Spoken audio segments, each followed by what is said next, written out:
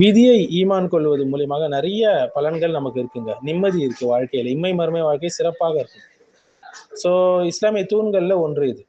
இதற்கு முரணாக இருக்கக்கூடிய கோட்பாடுகள், சித்தாந்தங்களை நம்ம மறுப்போடு பார்க்க போறோம். அல்லாஹ் அனைத்தையும் முன்கூட்டியே அறிவான், எல்லாத்தையும் பதிவு செஞ்சுட்டான், அல்லாஹ் தான் எல்லாத்தையும் நாடுறான், படைத்து எல்லாத்தையும் அவன் தான் படைச்சிருக்கான் என்று நம்புவதுதான் விதியின் மீது ஈமான் கொள்வது. இதற்கு முரணாக இருக்கக்கூடிய கொள்கைகள் என்னன்னு பார்த்தீங்கன்னா டிட்டர்மினிசம். டிட்டர்மினிசம் என்ன சொல்லுதுன்னா, மனுஷன் வந்து முழுமையாக இயற்கை காரணிகளால் கட்டுப்படுத்தப்பட்டவன், அவனுக்கு சுய விருப்பம் இல்லை என்று சொல்லக்கூடிய ஒரு கொள்கை. ஸோ இதற்கு எப்படி இஸ்லாம் மறுப்பு கொடுக்குதுன்னா, இஸ்லாம் அல்லாஹ்வுடைய விதியையும் மனிதனின் தேர்வையும் ஒன்றாக ஏற்றுக்கொள்ளுதுங்க.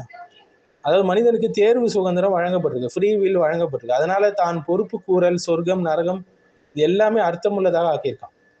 அடுத்த லிபர்டேரியனிசம் ஃப்ரீ வில் சொல்லுவாங்க. லிபர்டேரியன் ஃப்ரீ வில்னா என்னன்னா, மனிதன் முற்றிலும் சுதந்திரமானவன், அவனது செயல்களுக்கு எந்த முன் நிர்ணயமும் கிடையாதுன்னு சொல்லக்கூடிய வழிகட்ட கொள்கை. இதற்கு இஸ்லாம் எப்படி மறுப்பு கொடுக்குதுன்னா, இது அல்லாவின் முழுமையான அறிவையும் ஆட்சியையும் குறைத்து மதிப்பிடுது. அல்லாவின் அறிவுக்கு வெளியே எதுவும் நடைபெறாது இல்லைங்களா. அடுத்து எக்ஸிஸ்டென்ஷியலிசம், வாழ்க்கைக்கு முன்கூட்டியே நோக்கம்லாம் கிடையாது, மனிதன் தான் தனது அர்த்தத்தை உருவாக்குகிறான் என்று சொல்லக்கூடிய கொள்கை. இதற்கு இஸ்லாம் எப்படி மறுப்பு கொடுக்குதுன்னா, இஸ்லாம் மனிதன் ஒரு குறிப்பிட்ட நோக்கத்துக்காக படைக்கப்பட்டிருக்கிறான் என்று சொல்லுது. வாழ்க்கையின் அர்த்தம் வந்து அல்லாவை வணங்குவதில் இருக்குன்னு சொல்லுது. அடுத்து ஏத்திஸ்டிக் நேச்சுரலிசம், அதாவது பிரபஞ்சத்துல நடப்பவை அனைத்தும் இயற்கை விதிகளின் விளைவுகள் மட்டும்தான், தெய்வீக திட்டம்லாம் அதுல கிடையாதுன்னு சொல்லக்கூடிய வழிகட்ட கொள்கை தான் ஏத்திஸ்டிக் நேச்சுரலிசம்.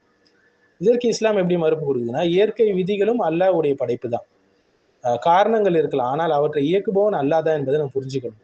அடுத்து கேவோஸ் தியரி. கேவோஸ் தியரினா எப்படி சொல்றதுன்னா, உலகத்துல பல நிகழ்வுகள் வந்து கணிக்க முடியாத சீரற்ற தன்மையுடையவன்னு சொல்லுது இந்த கொள்கை.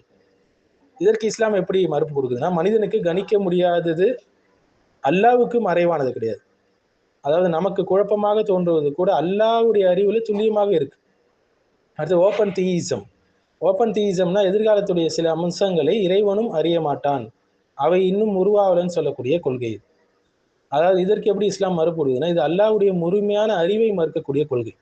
இஸ்லாம்ல அல்லாஹ் வந்து கடந்த காலம், நிகழ்காலம், எதிர்காலம் எல்லாத்தையும் அறிந்தவனாக இருக்கான். அடுத்தது செக்யூலர் ஹியூமனிசம், மனிதனே தனது விதியை முழுமையாக உருவாக்குகிறான்னு சொல்லக்கூடிய வழிகட்ட கொள்கை. இது எப்படி விதியை ஈமான் கொள்வதற்கு முரணா இருக்குன்னா, முயற்சி அவசியம் தாங்க, முயற்சி அவசியம் என்றாலும் வெற்றி தோல்வி வாழ்க்கை மரணம் அனைத்தும் அல்லாஹ்வுடைய நாட்டத்திற்கு உள்ளது, இதை நம்ம புரிஞ்சுக்கணும். அடுத்து மெட்டீரியலிசம், பொருள் தான் எல்லாமே உண்மை, பொருள் தான் உண்மை, மேட்டர் தான் உண்மை சொல்லக்கூடிய கொள்கை.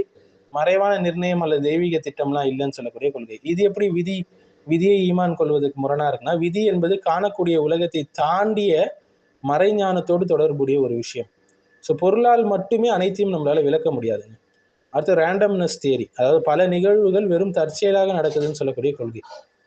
இது எப்படி விதியை ஈமான் கொள்வதற்கு முரணா இருக்குன்னா, இஸ்லாம்ல தற்செயல் என்பது மனிதனுடைய பார்வை, அல்லாஹ்வின் பார்வையில ஒவ்வொன்றும் அறிவோடு ஞானத்தோடு நிர்ணயிக்கப்பட்டது. அடுத்தது நிஹிலிசம், வாழ்க்கைக்கு இறுதி நோக்கமோ அர்த்தமோ கிடையாதுன்னு சொல்லக்கூடிய கொள்கை. இது எப்படி விதியை ஈமான் கொள்வதற்கு முரணா இருக்குன்னா, விதி மீது ஈமான் கொள்வது மனிதனுக்கு நோக்கம், வாழ்க்கையில ஒரு நம்பிக்கை, ஒரு பொறுமை, இறையச்சம், இது எல்லாத்தையும் அவனுக்கு வழங்குது. நிஹிலிசம் வந்து இஸ்லாமிய உலக நோக்கிற்கு நேர்மாறான ஒரு விஷயம்.